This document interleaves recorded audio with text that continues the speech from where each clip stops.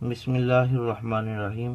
السلام علیکم easy wise کے دوستوں، ایزی وائز چینل میں خوش آمدید۔ دجال کون ہے، کیسا ہوگا، قسط نمبر 2، حصہ اول کا لنک ڈسکرپشن میں موجود ہے۔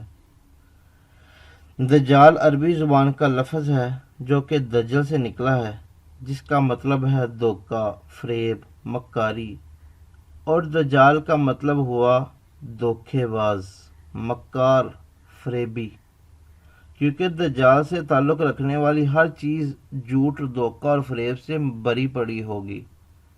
شیطان نے جنت سے نکالے جانے کے بعد اللہ پاک سے کہا تھا کہ میں رہتی دنیا تک تیرے بندوں کو بھٹکاتا رہوں گا، تو رب غفور رحیم نے فرمایا کہ میرا بندہ جب تک مجھ سے توبہ کرتا رہے گا میں اسے معاف کرتا رہوں گا۔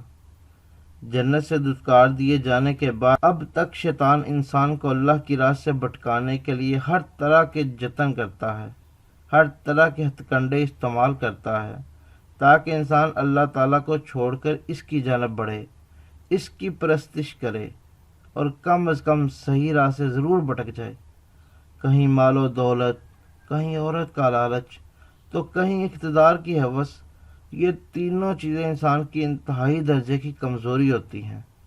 اللہ پاک نے قرآن مجید فرقان حمید میں سورۃ البقرہ آیت نمبر 168 میں شیطان کو انسان کے لیے کھلا دشمن قرار دیا ہے۔ شیطان کی انسان سے دشمنی کا عالم یہ ہے کہ شیطان چاہتا ہے کہ ہر شخص اللہ کا نافرمان ہو کر جہنم میں جائے۔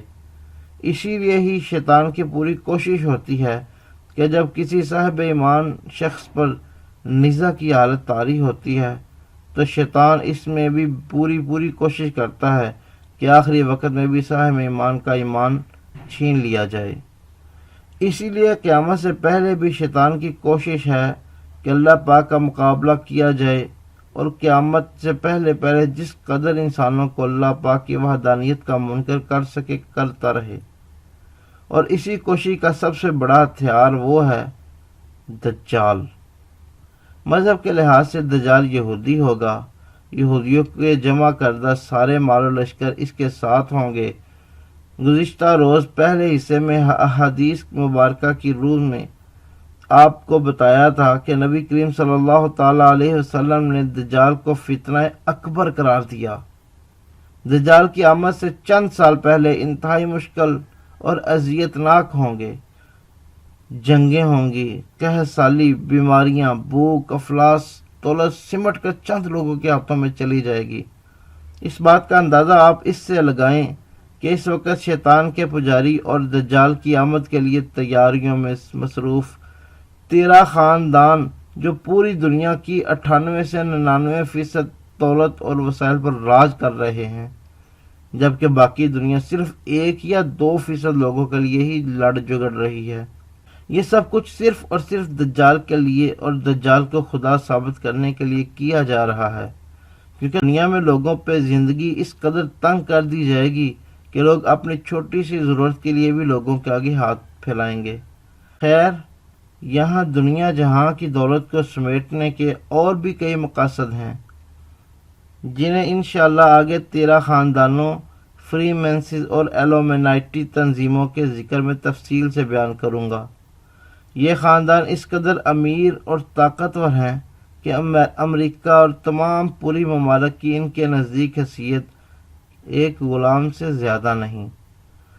آخر وقتوں میں مسلمانوں کے متعلق ارشادات بیان فرمائے گئے ہیں کہ وہ لوگ جو دجال کو اور دجال کی نہیں مانیں گے ان پر بڑا مشکل وقت ہوگا۔ جیسا کہ خاص کر مسلمانوں کے لیے زندگی تنگ کی جا رہی ہے، اسلام کو دہشت گرد اور شدت پسند قرار دینے کی کوشش کی جا رہی ہے۔ اس کی وجہ یہ ہے کہ دنیا میں اس وقت 3 مذاہب، اسلام، یہودیت اور عیسائیت، یہ تینوں آسمانی مذاہب ہیں۔ ان میں اسلام ایک طرف جبکہ یہودی اور عیسائی دوسری طرف۔ یہودیوں کی اسلام دشمنی ہمیشہ سے واضح رہی ہے اور جسے دنیا دجال کی آمد کے منتظر ہیں، ویسے ہی عیسائی بھی منتظر ہیں۔ اس کی وجہ آپ کو آگے کسی حصے میں بتاؤں گا۔ دجال دیکھنے میں کیسا ہوگا؟ اس کا جسمانی خاکہ کیسا ہوگا؟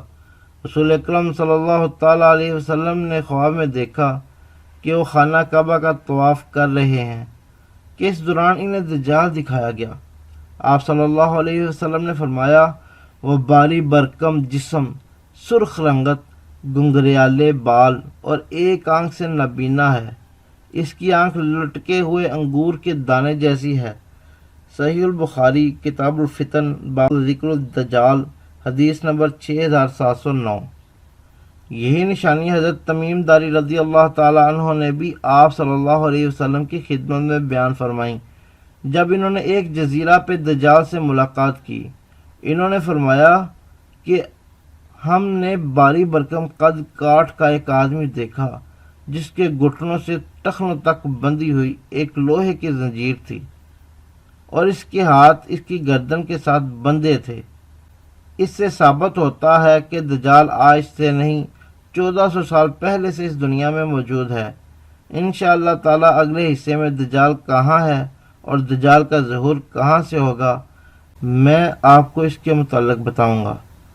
حضرت تمیم داری رضی اللہ تعالیٰ عنہ کی دجال سے ملاقات اس بات پر مہر ثابت کر دیتی ہے کہ دجال موجود ہے، اور آج کل جو ویڈیوز شیئر کی جا رہی ہیں ایک آنکھ والا بچہ وغیرہ وغیرہ، وہ سب جعلی اور محض پراپوگنڈا ہے۔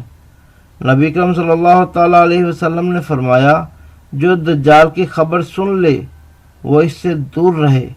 اللہ کی قسم، آدمی اپنے آپ کو مومن سمجھ کر اس کے پاس آئے گا اور پھر اس کے پیدا کردہ شبہات میں اس کی پیروی کرے گا۔